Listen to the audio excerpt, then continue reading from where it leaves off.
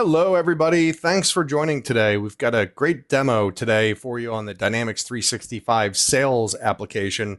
Just some tremendous, powerful tools that have been built into this product over the past couple of years. So I'm really excited to bring you this demo today. I'm Dave Buggy. I'm the founder and president here at Strava Technology Group. In case you don't know who we are, we're a longtime top Dynamics 365 partner with clients all over the country and in other countries now as well. And we specialize in helping clients achieve success with Microsoft powered CRM technology. And we offer two products, Dynamics 365, which is what we're going to talk about today. And we also offer the Power CRM product, which is a Microsoft powered CRM system that was really tailored for small and mid-sized businesses, where Dynamics is really tailored probably more so toward the upper mid-size customer and enterprise customer. Don't use that as a Bible, right? We have some small customers that are, of 10 users, and they're using some of the most advanced features and functionality that would only be available in Dynamics sales that wouldn't be available in the Power CRM product. But if you are a small to mid-sized business and you go through the demo today and maybe you feel like it's too much or maybe the functionality you're just not ready for yet, take a look at the Power CRM product. Just go to power-crm.net, power-crm.net. It's about half the price of Dynamics. It's also about half the cost for implementation services as well. But today, we are going to talk about Dynamics 365 sales. Really incredible functionality in this application. We're going to talk about some of the AI functionality, machine learning functionality that's been built into Dynamics, just a powerhouse of a sales CRM. So we're just waiting for a few. I see a couple here in the lobby that are still coming in. So I wanted to give them just a little bit here to get logged in, and then we'll start the demo. So just pause for a couple seconds here, and then I'll be back and we'll get started. All right, looks like we've got a great group here today. See some familiar names here. So hello to everybody that I've spoken to before. And if not, I hope to get the opportunity to speak to you soon. We're going to talk about how you can just go right to our website and schedule a call with one of our CRM experts. I joined some of those calls. So hope to see you on another demo as well, and possibly even on a call that you schedule right off our website. So let's go ahead and get started. As I mentioned, today in this session, we're covering the Dynamics 365 sales module. We also have demonstrations that you can register and attend for the marketing automation modules or apps in Dynamics, as well as the customer service module as well. So just go to our website, go under CA Demo, and you'll see those sessions. You can register for those and join us on one of those sessions as well. But today, we're talking all about sales. So let's go ahead and get started. Give me a second just to get my screen switched over and share it out on the session here. Let's start with just a quick overview of the user interface here of the Dynamics 365 Sales Hub application. So you've got a global search up at the top that searches across a number of different entities. You can set up entities that you'd like to be incorporated in search. Common ones are lead, contact, account, probably opportunity, maybe quote, things like that. And it does a great job of searching. So let me just do an Alex search here. So I'll type Alex and it follows me along. So as I type, I can see that it is changing as I type, right? So it's helping me kind of like a Google search where it's following you along. I can either select a record right from this list, or I have some quick actions over here like email a link or assign the record, or I can go into just the full search results and then look at the search results by entity, right? So here's the top results, the most criteria that met my search, right? I have leads, I have contacts, I have emails, appointments, opportunities, etc. Now you won't see entities that it didn't find any matching data. So if quote was set up, for example, to be included in search, and there were no records that were in quote area of the system that met my search criteria, then I wouldn't see it here. Okay.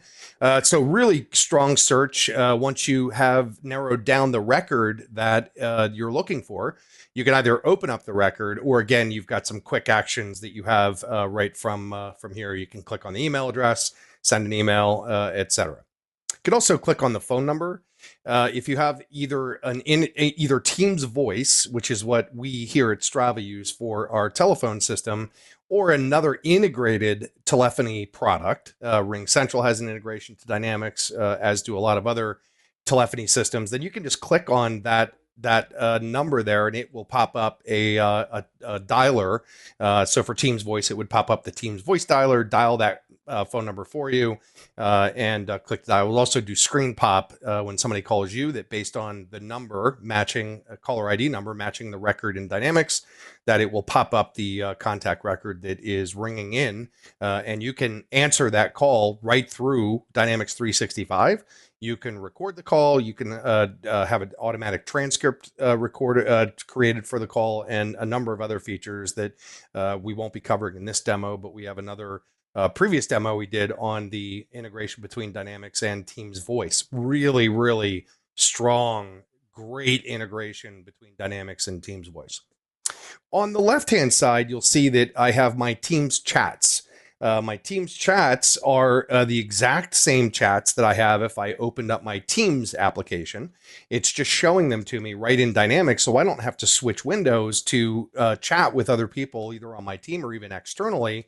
I can just do it right within Dynamics. I can also link chats to records in Dynamics. So if I opened up a lead record here, and I was doing a chat with somebody on the team, and I wanted to link that chat to the contact or lead record, or even account record, opportunity record, really any record, then I can click here and start a new chat, and I can type in the person's name I want to chat with and have a chat with them. It will send them a preview of the record. So it'll say Dave Buggy is trying to chat with you about Alex Baker, and it lists a couple fields from the lead or contact profile, so they know before they even start chatting with you what it is you want to discuss and what record in Dynamics that you want to discuss.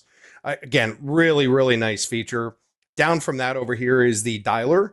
So this is the phone integration with Teams Voice. So if I had an incoming call, it would pop up on my screen. I could answer it. The call would show up in this window, and I could hit the record button and do transfers and mute things like that right from here. Or I could simply dial out from here. I could either click the number button, or I could just use the dialer here to manually dial a phone number and dial right out of Dynamics using Teams Voice, the telephone system portion of Teams. Finally, up top is the AI Copilot. So this is gaining in terms of capabilities and features, as well as in just popularity, right? AI, if you're not using it today, you're really missing out. It's kind of one of those things. I heard somebody describe it the other day, and I thought it was a great way to describe it, is that, do you remember the days where some people didn't embrace email? And maybe they had, a staff member printing out emails and bringing them to them, and telling them how to reply to them. So yeah, that was probably a long time ago, right? Some of you may not even remember back that far. Got dating myself, but kind of the same here, that if you don't start embracing AI, you are definitely going to be left behind. AI, we're using it every day here at Strava for lots of different things. Composing emails, writing marketing content, looking up information, asking questions about Dynamics or Power CRM. I mean, I could just go on and on and on. Even writing code is being done today through things like ChatGPT. So Microsoft has released a Sales Copilot that you have access to if you're on the Sales Enterprise license of Dynamics. It shows up right here. It also shows up right within your Microsoft Outlook. So it'll help you identify relevant information related to, let's say, an email that you're on in Outlook. It'll help you compose a reply, compose a new email, etc. So some really nice features. And what it's doing here is it's giving me an automatic summary of the lead, Alex Baker. And it's doing that by consuming the data from this record in the database and then summarizing the things that are likely most important. And I got to tell you, it does a fantastic job of understanding what would be most important of all the data underneath in this record. So really good summary here. And it's showing me that, for example, that there was the lead was created on a certain date, that the lead was associated to an account, that there's annual revenue in this company of $3 million. It would show that there's 2 open opportunities linked to this particular lead in this case. The stakeholder associated with the lead is Cameron Roth. I could go on and on and on. And then I could ask it questions either about the data, right, under this record. I could ask it to show me recent changes for this record. So I could click on that and hit enter, and it'll go and it will show me recent changes. That feature is actually turned off in this demo. But I could also do things like write me an email for this particular lead. So I could say, write a quote email, and it would go and it would allow me to generate some AI-based content for an email that I might want to send to this particular lead. So I could call it maybe a sales follow-up email, something like that. I could choose from these suggestions here. I could summarize the lead, prepare for an upcoming meeting, hit enter, and then I don't have any appointments today, or it would read my calendar and tell me, hey, here's the appointments and here's the summaries. I have no appointment scheduled with this particular lead. That's why it's not showing me anything. But I won't spend too much time on that. You can definitely find some more information. We did an entire training on the Sales Copilot in Dynamics that if you'd like access to that, just let us know. Email us at sales@stravatechgroup.com, Strava, T-E-C-H group.com, and we'll be happy to point you to that. Again, a pretty in-depth demo on the Sales Copilot. So I'm going to go ahead and turn that off and continue with our tour of the user interface. So next down would be dashboards, right? Dashboards, super helpful. These are some inbuilt dashboards just using the Dynamics dashboard tool. You can also embed Power BI based dashboards right inside of Dynamics as well, and take it up several levels, right? Power BI is kind of level 1000 dashboards. These are kind of level, 100, okay? But they're very useful for non-complex dashboarding needs, right? So at a glance here, I've got to look at my open opportunities by stage, my pipeline. I've got my leads by source. I've got new notifications that I might need to be aware of.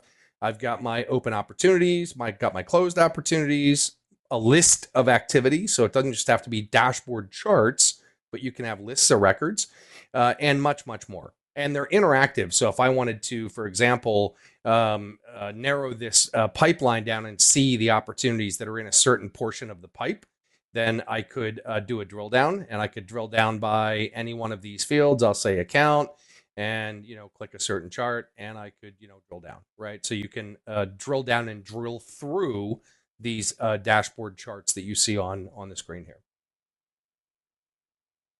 Next would be the account record. So accounts in Dynamics are companies, okay? And a company can be a prospect. We'll talk about lead in a moment. When a lead gets qualified, they're still not yet a customer typically. So they go from lead to a prospect account and an opportunity.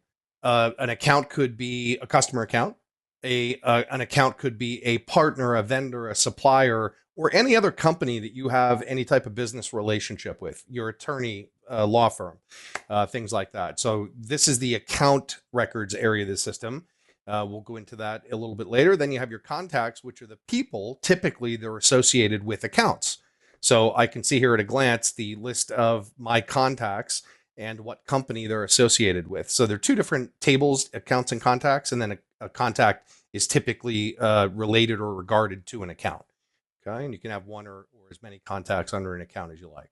Then we have our leads. So we talked about prospect accounts. Typically ahead of a prospect account, you might have a lead. So normally we're recommending today that the leads area be used by marketing and that the accounts area be used by sales. So marketing is maintaining the leads. And when there is a lead that shows some interest, they contact you, they reply to a marketing email and say, call me, I'm interested. Whatever, that kind of qualification criteria is to go from a lead to a prospect. Marketing typically is taking an action on that to promote it to a prospect account. And that is the handoff then to sales. Okay. And that could be part of the business process flow or the sales process here in the lead. So this is a graphical point and click type of sales process tool that runs on just about any type of record in Dynamics, but this one is our lead to opportunity process. So here we're in current stage is qualify. So it's my qualification. When I finish my qualification, I can go to the next stage, which is to develop this particular lead, and then go to propose, which would move it forward to an opportunity. So it would qualify the lead and create an opportunity, and then to close. You can tailor these and customize these business process flows to match your own process. But it might be part of that process that marketing is the first stage, and then marketing then would promote it to a prospect account, hand it off to sales, and sales would then pick up at the qualify stage and go through qualification. Okay. So then you have your opportunities, your sales pipeline. We'll cover that. We also have our competitors that we're tracking. That probably won't be covered today, but certainly there's information out on our website about that. And then quotes, orders, invoices, and goal management down here, as well as some sales forecasts. So we're going to only be able to cover kind of the core areas of sales today. It's a lot of functionality here, and I don't think you'd probably want to sit here for 4 hours or more. So we'll leave it to the highlights for today. And then some of these other topics are covered in videos that we have or other demo sessions that you can register for and attend.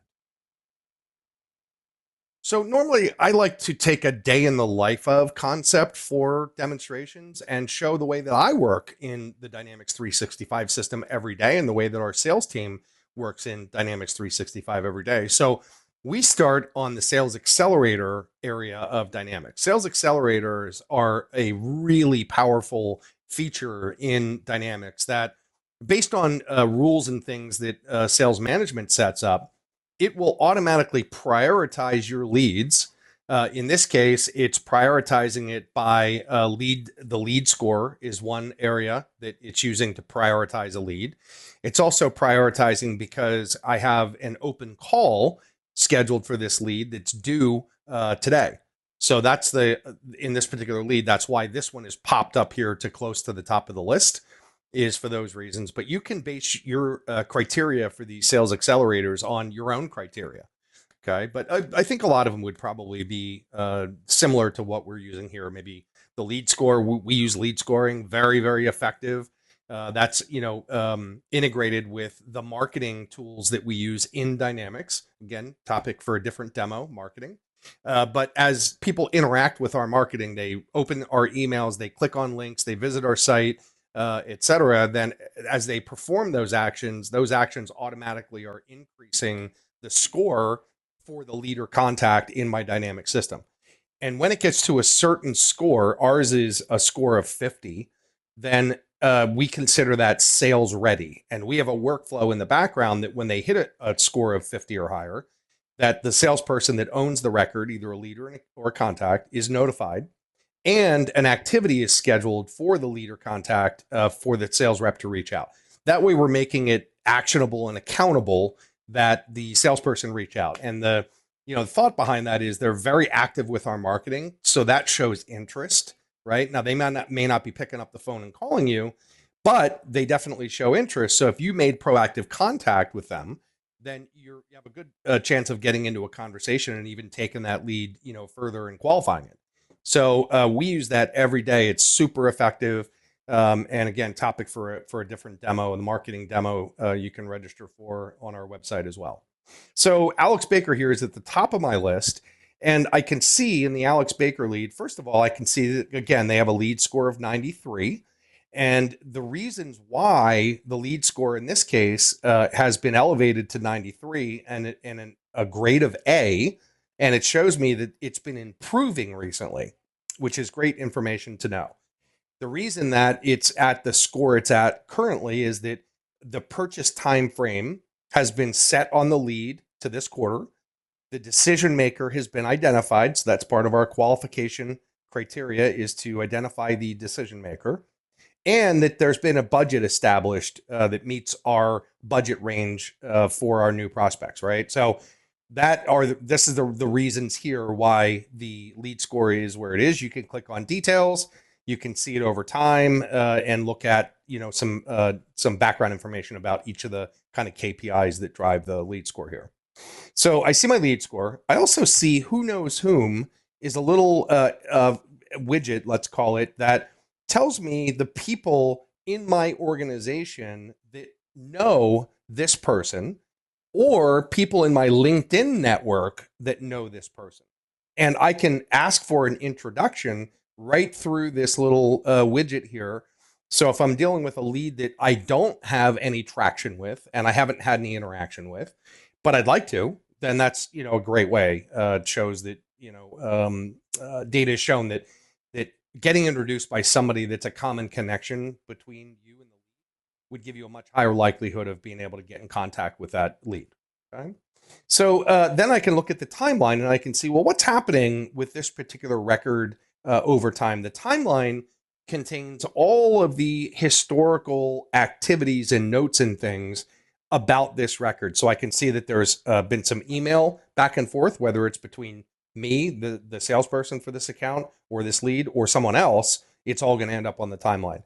I can see activities like appointments, tasks, phone calls, etc. Even notes and document attachments I can see right here on the timeline as well. And I can do filtering to only see, let's say, maybe I only want to look at emails.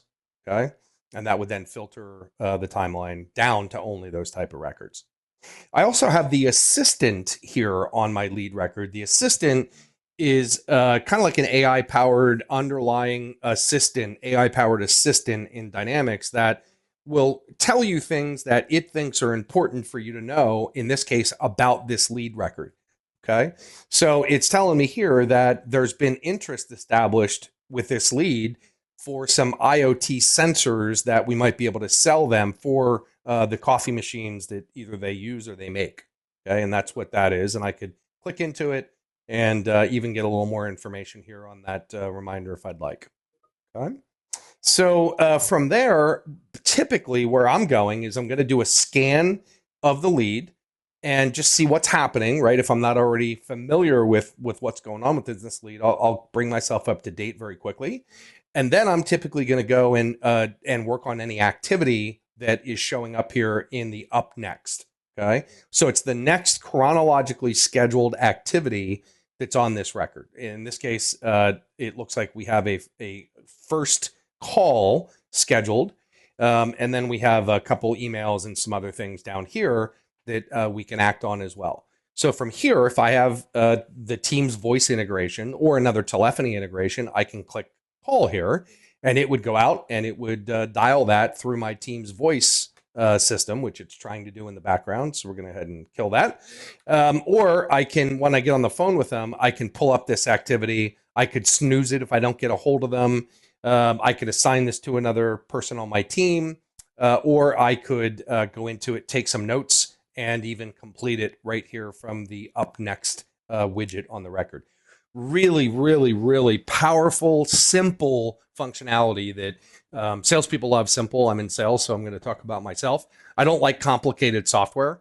And therein lies kind of the line that you walk with CRM tools is ease of use versus complexity and power, right? In terms of the application. Microsoft is doing a great job of balancing that line really well with tools like the Sales Accelerator. And there's more that you can do with the Sales Accelerators, but that's what kind of we're going to cover for today. But there's some other great functionality in the Sales Accelerator. So when we start our day, this is where we start. We go down our work list and we go kind of top to bottom. And we'll either, again, we'll snooze some things. We might push some things out to another day. Once I try and reach this Alex Baker, if I don't reach them, I'll snooze it, right? And then I'll go to the next one. And the next one is Haley. And it looks like I am due to respond to an email here. And it's suggesting that I email and request an appointment. So there's some AI generated content here that's really helpful as well. That it's telling me based on what's going on with this record that it recommends that I send an email and I ask to schedule an appointment. Okay. Again, really powerful functionality that I got to tell you is super accurate.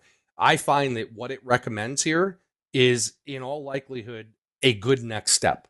So they've done just an amazing job of the AI side of this being really, really relevant and not just kind of whiz bang features.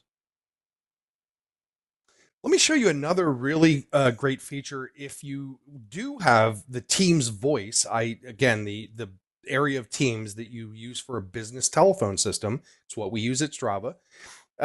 The integration goes to another level, right? So, or if you're interested in using Teams voice, we can help you onboard the voice portion of Teams as well and switch over from a current phone system. We've done some very big rollouts of that functionality for clients across the country.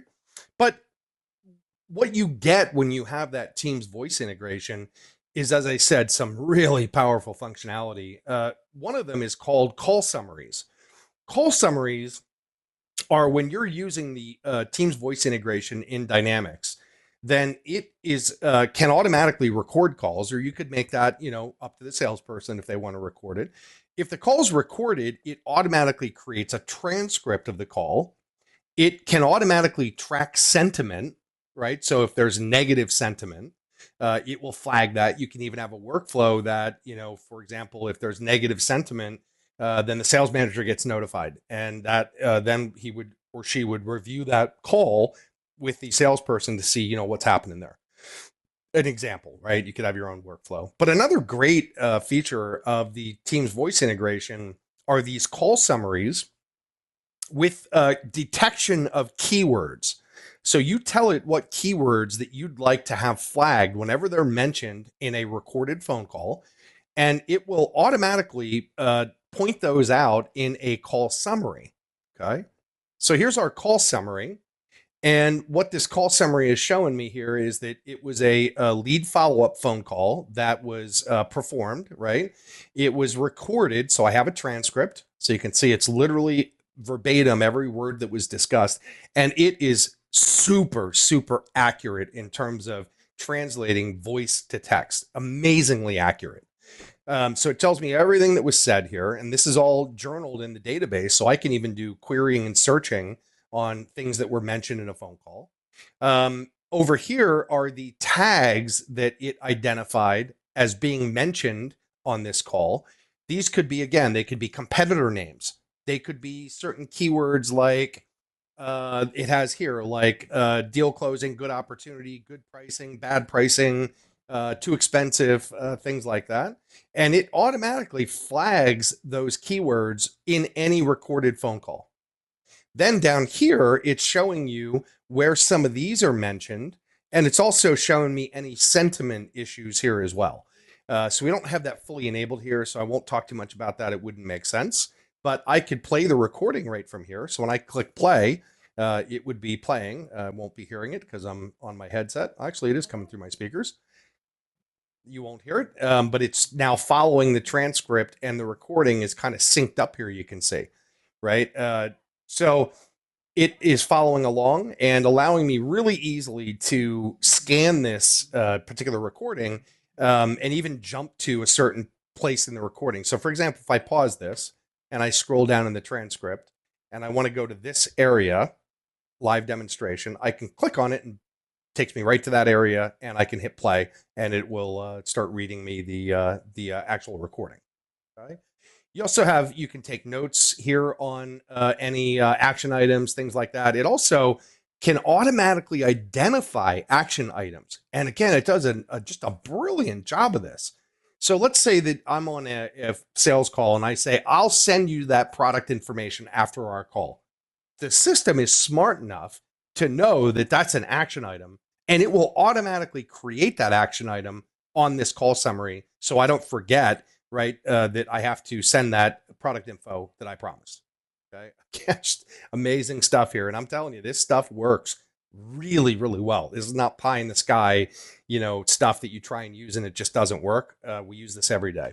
So over here's the action items tab, and it's looking like it has an email that he was going to send me, or I was going to send him. I guess it's me sending him an email that I must have mentioned in that call somewhere that I was going to send an email right here, actually. So I clicked on it and it took me right to that portion. So here's the customer, and I'm Jeremy Johnson. Sorry, I forgot who I was for a moment there. And the verbatim talk track here was that I'll send you the invite and you can forward it to her, right? So it automatically flagged that as an action item and is now going to be actionable in the system so that I don't forget that I promised to send this email out. Just brilliant functionality. And then finally, we have the mentions tab, which is where you see things that were mentioned and the key based on the keywords that are set up to be tracked. So you could see that there were competitors that were mentioned, really helpful. Down here are the keywords that we're tracking, right? We set those keywords up. It literally is a 1-second process to add a keyword, but they have to be added. And then anytime they're mentioned, they'll show up here. And you can even click on them and it'll take you right to that point in the transcript and the recording as to when that was mentioned. Right. So you've got people that were mentioned and prices that were mentioned. So if I click on that, I can go to that point in the recording of the transcript and it will show me exactly how that was mentioned in the phone call. Again, I just absolutely love this functionality and use it every single day. All right, let's go to the relationship analytics tab. This is a system generated, AI generated information here that tells me about the relationship that we have with this particular record. In this case, it's Haley. She's a lead. So I won't read all this verbatim, but it's telling me some really key information here, such as we've invested so much time, more time in this particular lead than others. Right? We don't have any closed emails in this particular record, which might be something that would be important. Tells me how our relationship is. Is it good, fair, declining, increasing, et cetera, or improving? It's telling me when any next activity is scheduled for, and it's telling me the last activity with a link right to those here as well. Okay. Down here, it's showing me the contacts at this particular company. Even though they may be in a separate lead record or contact record, it's showing me those here. So these are kind of connected people, right, that I need to be aware of if I'm going to sell to this particular organization. Down here are any colleagues that are participating in this particular record, right? They may have activities that are on this record, like emails they may have sent. Maybe this is somebody in our support team that is interacting with this particular lead. That wouldn't be true necessarily, right? Because it would have to be a contact. In some cases, in some companies, you do support prospects. In our company, they have to be a customer. And then you've got other interactions here, activities that have happened, how much time you've invested in trying to qualify or engage this lead. No email engagement info, but if there was, it would show you here, like emails that were sent, were they open, were they clicked, things like that. All really helpful, relevant information. And I could just scroll across this bar here and it would show me more analysis about this particular lead record and the relationship.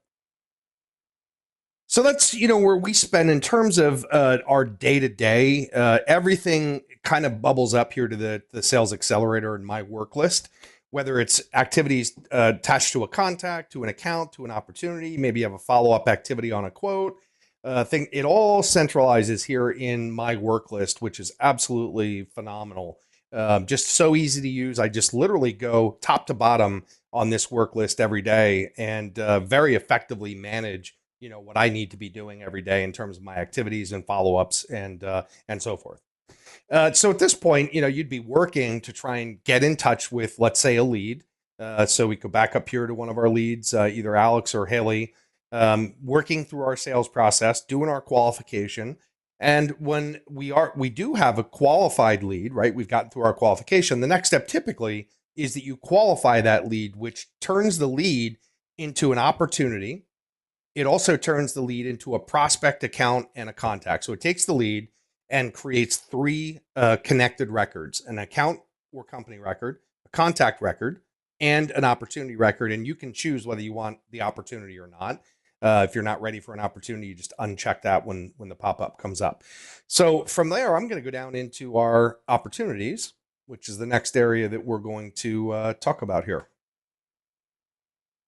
So in my opportunities, what I see on the screen here is dictated by the view that I have selected. So you can see there's a lot of different views here.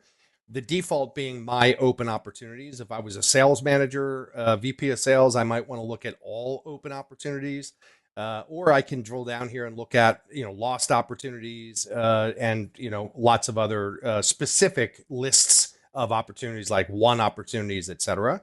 I also have opportunities by relationship health, right? So I'm looking at my opportunities now, and it's telling me that the relationship with the underlying contact, right, that's noted on the opportunity, whether it's poor, fair, good, et cetera, and whether it's steady, improving, declining, which is a really helpful metric to know, right? And that's driven off things like activities. So if you have an opportunity and you have it forecasted to close in a somewhere in the near future, if you have no activities happening with that opportunity, chances are it's not going to close, right? That's just kind of simple sales.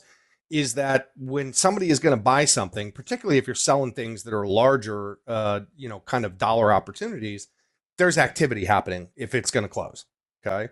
So those relationship scores are really handy to know whether an indicator of whether an opportunity is likely to close or not.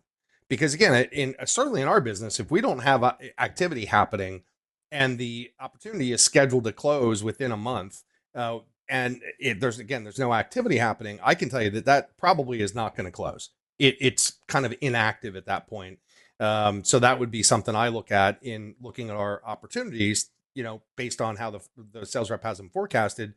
Are they forecasting them truthfully? And that's one thing I look at is the relationship health and the activity that's happening or not happening. Can also see over here how much time I've spent in hours on each one of these opportunities. So that's, as I have the record open and I'm working on the opportunity and I'm managing activities and writing emails, it's capturing that time and it's telling me how much time I've invested. There's just lots of great downstream reporting that we can do here. You can also look at this in lots of different perspectives.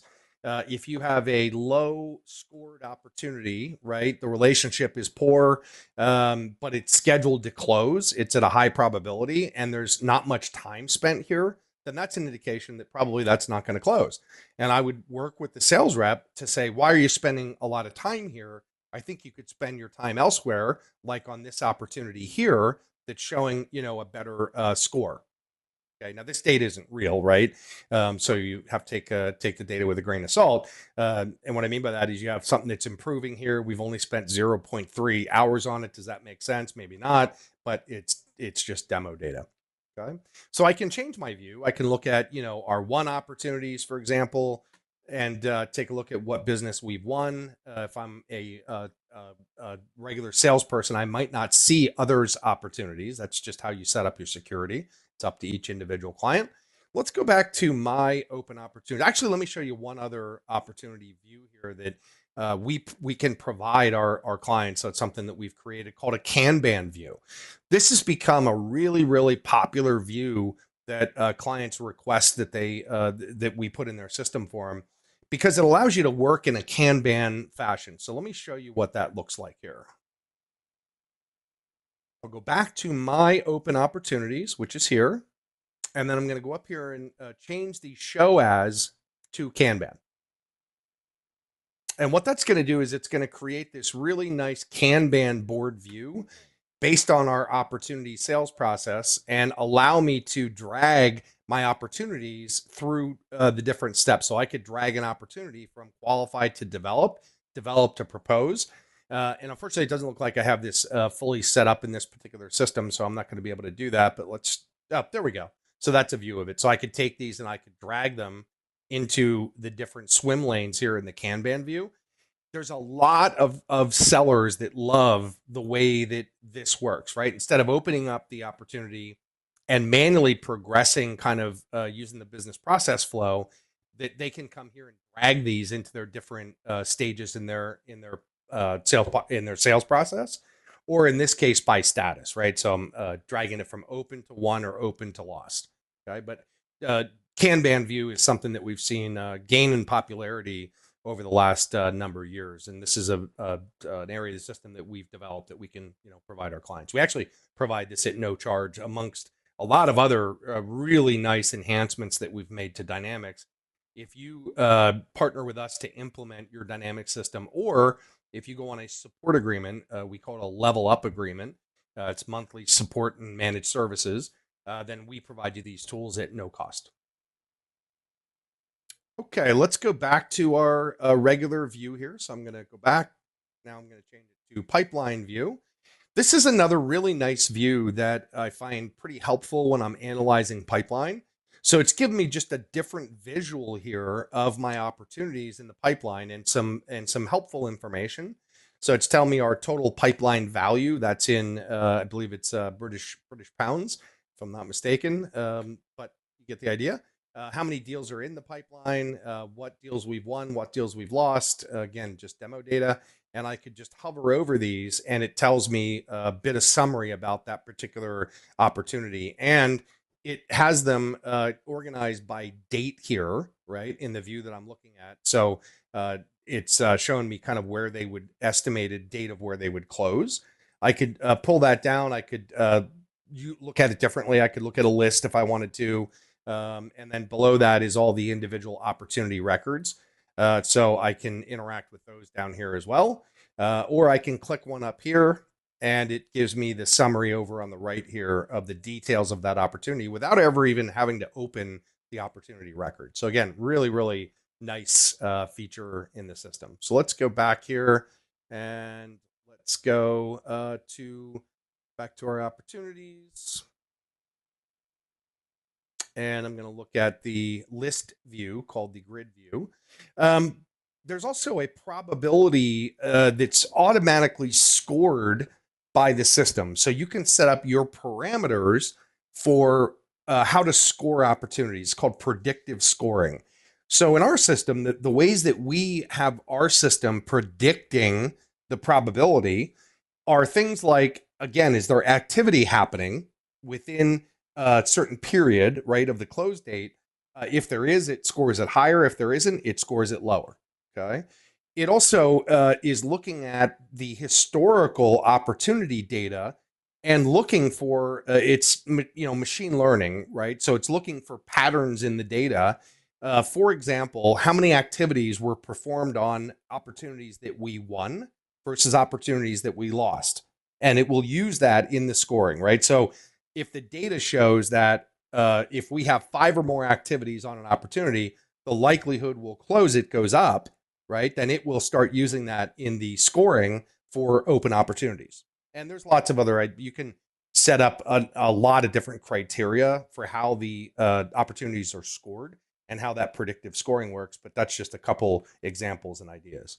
Okay, so let me open up one of these opportunities. Let's go to this one here. So again, you can have a sales process show up here in the top portion, just like we looked at on lead. I don't believe we have one on this particular record, so I won't go through that here, but it would just pick up at that propose stage. So when you got to the propose stage of the lead, it would automatically qualify that lead, again, to an account, contact, and opportunity. And then the process would pick up here in the opportunity record. And the stages are probably propose, maybe send proposal, get feedback might be another phase, and then close, won, or lost, right? That might be the next couple stages that happen in the sales process flow. So let me go out and actually choose a different opportunity here. I want one with a little bit more data. So let me choose this top one here. So when I open up the opportunity, so all these screens that you see, by the way, we would tailor to your individual needs and requirements, right? So there's some things that are just need to be there, like estimated close date, estimated revenue, things like that. But all the other fields are really up to you. We're absolutely firm believers in proper qualification at the lead level and at the opportunity level. So one thing that you won't see in here is a qualification tab. We typically will create that and strongly recommend that our clients use qualification at both the lead and the opportunity level, possibly even at the quote level as well. But certainly at lead and opportunity. So just know that you're not seeing kind of everything here. But again, it's a demo system. So we've got, some overview information, a brief description of the opportunity, who's our key contact, what account is that opportunity under, or what account does this Jacqueline belong to? purchase time frame, budget amount, their purchase process. Right now, it's a pipeline stage. So we have a really unique, very effective forecasting methodology that we've developed in Dynamics. And we have just a couple of different stages that's all that we ask the salesperson to update is the estimated revenue, the estimated close date, and the forecast category. Most of these systems give you a probability field. I've never seen that be accurate at all. If you're just arbitrarily letting the salespeople set a probability that's not tied to anything, it typically is just really completely useless. The amount of times that I've seen opportunities that are in the 80-90% range, and you start asking the question of, well, who's going to approve the purchase at your prospect? Well, I'm not sure. Do you have a quote out to them? No, not yet. Well, how do you have it at 80 or 90% if they don't even have pricing yet? That's kind of the concept that I'm driving at here. So we typically don't use probability. We just don't feel like it makes any sense unless we tie it to the sales process that would be up top here, right? So, for example, let's say that the latter part, the stages of your opportunity here is propose, which means put together a proposal, get pricing. That we might have around the 40-50% when you're in that stage. When you advance it then to, proposal sent as the stage, then it might go to 50%. The next stage might be, receive positive feedback or just receive feedback and understand what the feedback is on the proposal. And if it's positive, move it to 60, et cetera, down to a close, right, at 100%. If you're tying the probability to something like a stage in your sales process, then it can be very effective and very accurate. Otherwise, we just don't recommend using a probability field at all if you're just going to let the sales team set it arbitrarily. So we've built our own forecasting methodology that has a simple forecast category field, and our category values are pipeline, which means it's not really able to be forecasted yet. It's early in the stage. Then we have our best case category, which is we're not going to, say it's going to close within the estimated close date, and it would be best case if it did, right? Then we have commit. Commit is the account manager committing that this opportunity is going to close. So they've done everything properly. They've run their process. They've gotten through, proposal. They got positive feedback. They've got a verbal, maybe on the proposal. They're just waiting for it to be signed. That would be commit. Excuse me. Then we have omitted, which means that it was omitted from the forecast, which, you might want to have a discussion about those omitted opportunities. Why did that happen? Are we, not qualifying properly? Things like that.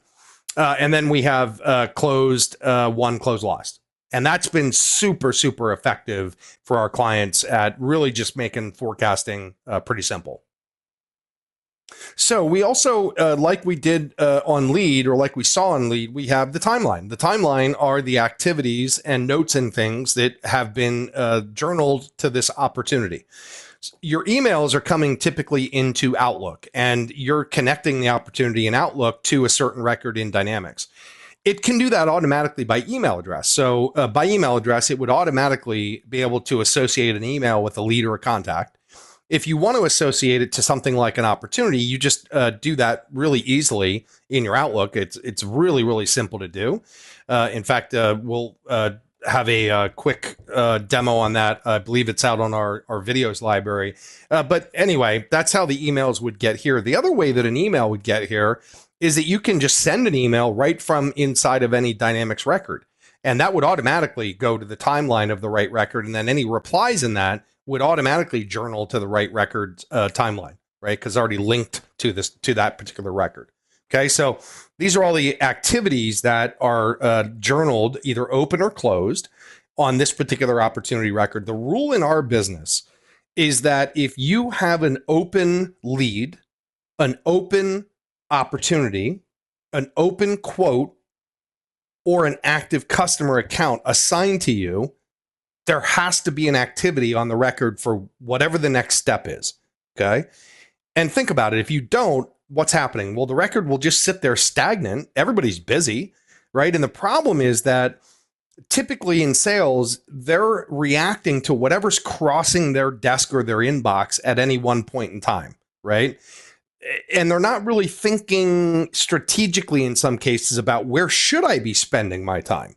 And active customer accounts are one area that we see our customers needing some help in terms of defining a process for that and requirements for how an account manager manages an active account record, right? Because they're the ones that are keeping the lights on, and they have to be managed properly so you don't have attrition, right? And lose customers and lose revenue.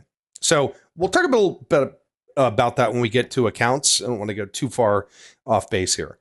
The next item over is the opportunity score. That's the automatic scoring or the machine learning scoring that's happening underneath the covers here based on those parameters that I talked about a few minutes ago. In this case, it's telling me that the opportunity score for this is 78 out of 100. So that's a pretty good opportunity score. Of course, being in sales, I'd love to see all of them in the 90s and 98 and 99. But it's telling me based on the rules that we have set up for the opportunity predictive scoring that right now it's at a 78, and I can hit the details and I can see how it's improving over time and even what's causing it to improve or decline. And then I've got my reminders. We talked about that before. So these are system generated items that the system feels like I should be aware of. So they're notifications about this opportunity. I've got relationship health, which I don't have any data there. Again, just a demo system. So with an opportunity, your account managers are managing that out. Hopefully they're managing the opportunity proactively, and they're trying to get that to a close. Okay. So at the end, there's only two outcomes, although I say in sales, there's unfortunately usually three outcomes to an opportunity. There's that you win the opportunity, that you lose the opportunity, or unfortunately, the third outcome is it just sits there forever. Nobody's updating it. Your forecasting data becomes completely useless, right? So that's the reason that we establish rules, and we recommend that our customers establish rules for the sales team on what type of follow-up they are required to do on a record like an opportunity, a lead, a quote, and even a customer account. Okay, so not a topic we can go into too deeply here, but we do work with each of our clients through those processes, which are all the things that most other providers don't talk with their clients about. They don't counsel them on the process side and the accountability side and what is the specific requirements for how an account manager manages an opportunity.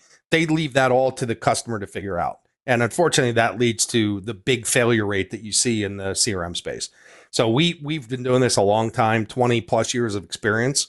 And we're very effective at putting in a CRM system and building it, designing it so it will be successful. Okay, so again, we can talk about that. If you'd like to schedule a call, you can go right to our website, stravatechgroup.com. There's many pages out there that have a link right to our calendar that you can schedule a call and talk to one of our CRM experts about your individual implementation project. Okay, so the next item would be quote, right? So an opportunity you can manage to close, and you might not be doing quoting in Dynamics. However, we use the quoting module in Dynamics. It really is pretty fantastic. It's improved so dramatically over the years that if it was 5 years ago, I'd tell you, the quoting module is probably not that great. Today, I will tell you it's excellent. So on an opportunity, you can have quotes for that opportunity. So you can create your quote right from the opportunity, and it gets linked to the opportunity, and you can have revisions, right? It has a revision process. I don't have any quotes on this opportunity, but we'll jump down to quotes here in a moment. So just know that from an opportunity, you can also incorporate quoting as part of the opportunity as well. Okay, so let's go down to quotes. I'm going to go ahead and click on quotes. And I've only got a couple quotes here. Again, just demo data, right? So we'll go ahead and open up one of these quotes and take a look at it. So this one happens to be a quote that was won. It was a total of $500. It was for our customer Contoso Coffee, and it gives the date and so forth. So let's go ahead and open that quote up. Quotes, underlying from quotes are your products and your price lists a little bit more than we can get into today, but you can have different price lists that have different prices for the same item, right? So you might have a quantity-based price list that if they buy, 1 to 5, it's one price. If they buy 6 to 10, it's a slightly lower price, etc. You could have a retail price list. You could have a distributor price list. You could have lots of different price lists that have the same items and different prices on them. You can even have account-based price lists, right? So if you negotiate certain discounted pricing for a certain customer, then you can just create a price list that has those discounted prices. You attach the price list to the account, and it automatically then is set on opportunities and quotes. So you're quoting the right pricing for the items based on that, negotiated pricing. So again, a little bit more than we could go into at that level, but to walk you through a quote, we've got our quote here. And also within the system, we've got our products database. Not sure how many products we have in here. We have a good amount in here. So the products then are the base products, and the products have, the product, the description, the unit of measure, whether it's time-based like hours of services, whether it's each, etc. What the default price list is for this particular item, how many decimals are on this particular item. So can you sell 1.2 of these items or not, right? So that's kind of what that does. Is it returnable? Yes or no? And a lot of other information in here. And then the price list is where the price of the item actually is set. Okay. So in here you have your cost. You might have your vendor you buy it from, things like that. Then you have this product on a price list or many price lists, and that's where the actual price is set, is on the price list. Okay. So it's a really good product database here, and there's a lot more to the product database. You can have products that are bundle products, go together type products, a hierarchy of products. So just a little bit more than we can go into here. But here's the item on a price list. Here it would show you all the price lists that this item is on. And in this case, it's only on one price list, and it's a price of $899. Okay. So if there were more price lists here, you'd see the price lists and you'd see the price of that item on each of the price lists. Okay. You can have relationships between products, parent-child. As I said, you can have bundle type of products where you're taking 2 or 3 products or as many as you want, creating one product that contain all 2, 3, 5, 10 of those items into a bundle. So you don't forget that when you sell let's say a dishwasher, that you want to sell the hookup, electrical hookup with it, or the water hose with it. So that's kind of, how the bundles are used. All right, so let's go back to our quote. Let's open up our quote, go to this draft one here. And it doesn't seem like there's any products on this. And in this demo system, I can't go add products. That's locked in this demo system, unfortunately. So let's go back and go to the other one that has an item on it. To add products to your quote, there's a button that would show up here, add products. You can even do, if you allow it, you can do what's called write in products. Those are products that you don't have in your database, but you're allowing your sales team to kind of free form the creation of a product. I guess in some use cases that, is allowable. I don't like that. We don't allow that in our system because we want to go through a proper, vendor process, a proper pricing and costing exercise on products. We also want somebody to manage what's required with the product, right? So is there a go together bundle type item that has to be sold with a product, or that we recommend that you sell, like the product plus the warranty, right? So things like that. I don't usually like letting the sales team kind of freeform products, but there are companies where I've seen that, allowed, and it works for them.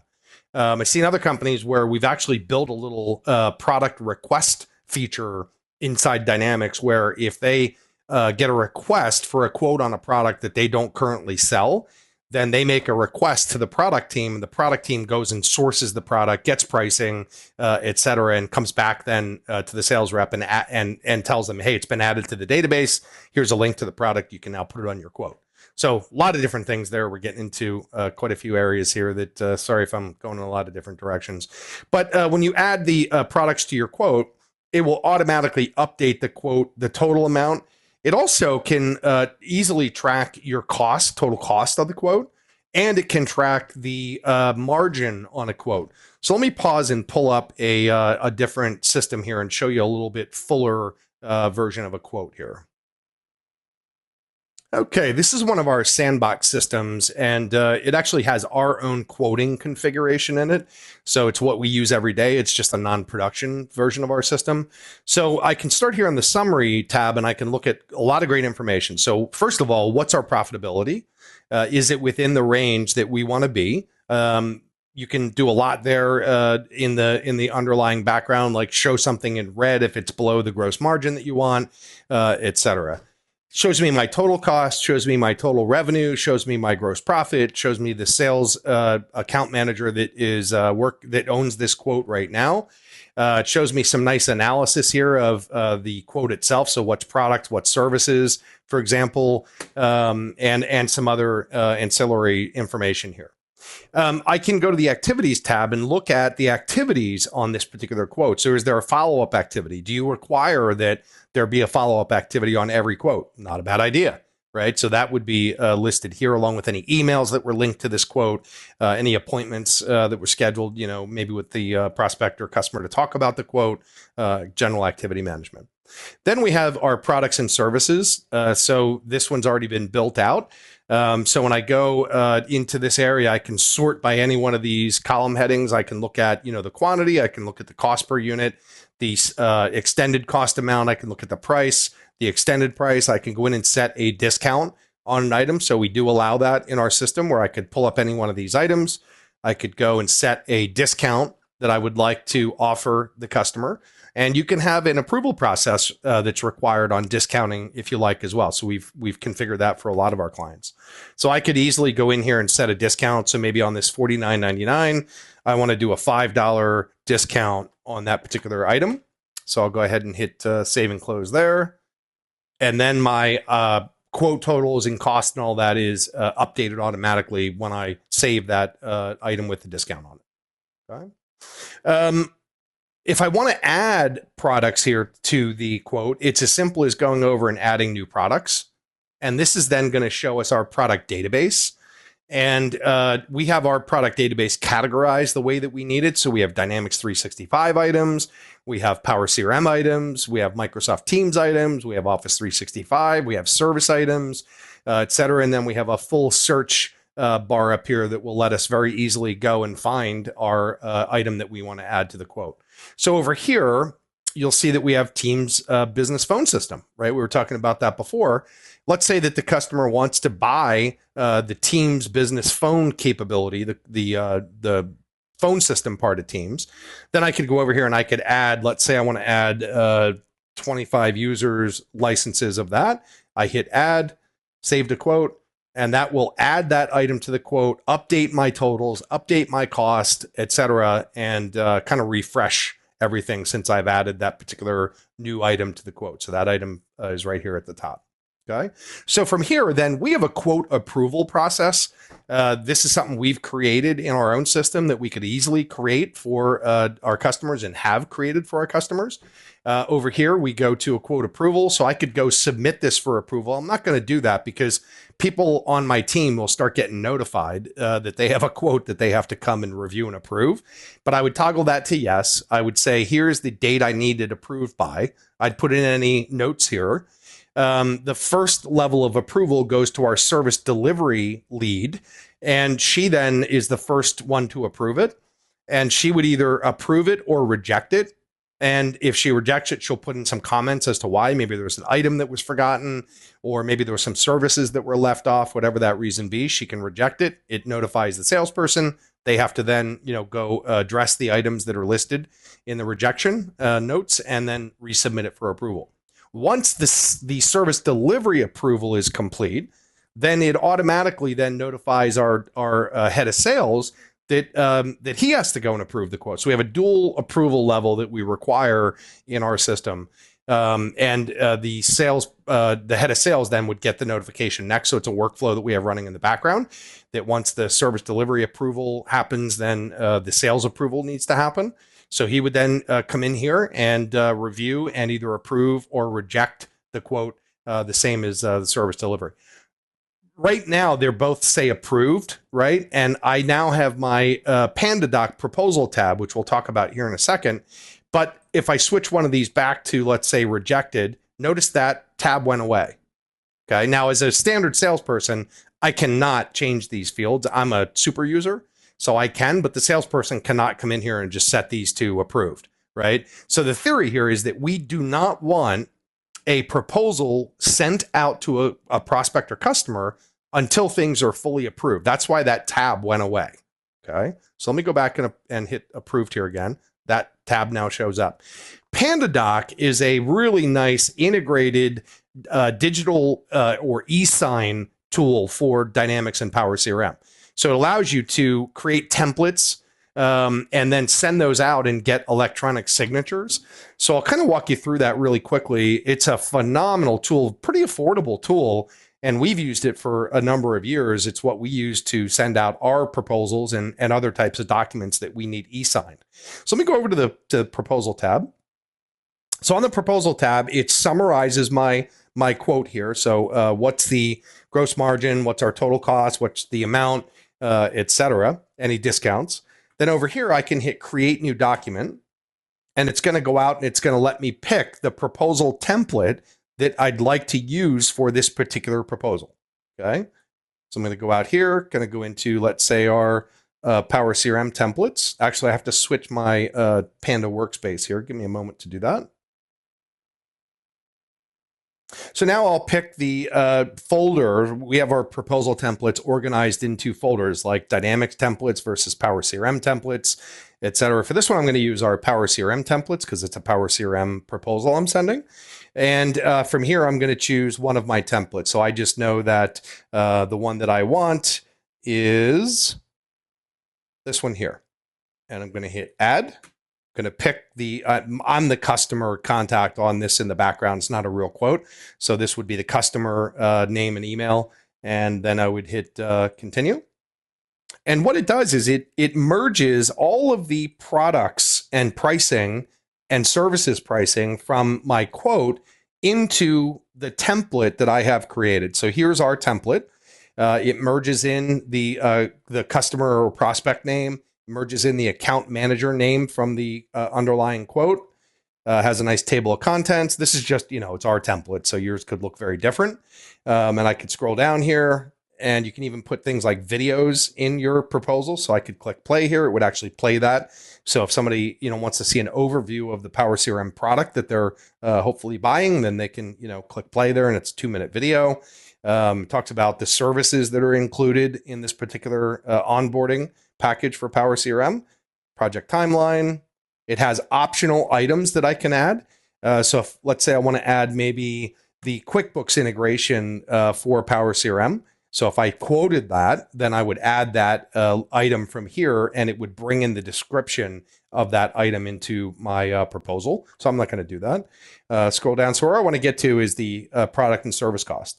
So here again, it merges in some information from the Dynamics quote underlying, and it brings over all of the items that I have on my proposal. So this should be the exact same price and total as I see on my quote in the background. Okay, so it merges those in from your quote in Dynamics 365. Then we have our payment schedule. We have the acceptance, which again is all electronic. When I hit send here, finish document, it will email the customer contact that's listed on the proposal and tell them, hey, Dave Buggy has sent you a proposal for Power CRM onboarding. Click here to review and sign your proposal. And then they, come in and are able to review it and sign it, and then it comes back to us. Really, really just awesome tool for Dynamics. So for here, the terms and conditions, for example, you can lock these so the salesperson can't edit them. So notice I can't edit these, it's locked. So certain areas of the proposal, Panda allows you to lock them and lock that content. So nobody but administrators could change it. So that's the process in our system. We do sell the PandaDoc product for Dynamics. If you're interested in that, certainly let us know. Again, you can go to our website, stravatechgroup.com, schedule a call on our calendar and talk to one of our experts about all these things that we're looking at today. Even go through a more tailored demo for your individual organization. So you can request that as part of scheduling a phone call on our website as well. So I'm going to go ahead and close that out. Back into the quote here. The one other thing that I'll show you here is that as your recipient opens that quote, views it, it will update the status here. So it says it's in draft because I have not sent it. Again, it's a demo. But if I did click send on that, it would send an email out to the customer with a link to the quote. Once they open or click on the link, it would say viewed here. Once it would tell you every time they viewed it, it would say viewed 5 times. Once they sign it, then it automatically updates that to completed. And you can have a workflow that notifies the salesperson that their quote was signed. It also can email you, the owner, right? In this case, me, a copy of the signed quote as a PDF, and to the customer as well. It can email them a copy of the signed quote as well. Really, really nice product. Just a phenomenal product that we've used for years. Inexpensive compared to the other e-sign products like Adobe Sign and DocuSign. It's less than half the price. So that's where we're going to end up for today. So we took this from a lead, right, into an opportunity, right? We qualified it, got to an opportunity. We went from an opportunity to a quote. We showed you how we quote. We went from the quote to the proposal through PandaDoc, and hopefully they would sign it and then become a customer. So we covered kind of lead to cash or lead to revenue in the session today. Look for other demos that we have out on our website that you can attend as well. So we have a demo on the marketing integration, the marketing tools for Dynamics. We also have a demo on the customer service module for Dynamics as well. Really powerful customer service functionality. So hopefully you enjoyed the demo and asked any questions. If we didn't get back to you during the session today, we will get back to you by email on the questions. And like I said, if you go out to our website, and I'm going to show that here, it's stravatechgroup.com. If you go out to our site, you can go right to the homepage and schedule a call with one of our CRM experts. So it'll show you our availability and let you schedule the call right through our online scheduling. And you'll get an email with the calendar invite and the dial-in number and all that information. You'll get an email with all that after you schedule the call. So by all means, go out. If you have some questions, you want to talk to us about your individual requirements for CRM, you want to talk about how we can help implement your dynamic system, how we could support it or enhance it, just go to our website and click on this schedule live call or demo. And we will connect one-on-one then and talk further. So thanks a lot for attending. I hope you found this useful, and hope to see you on another demo shortly.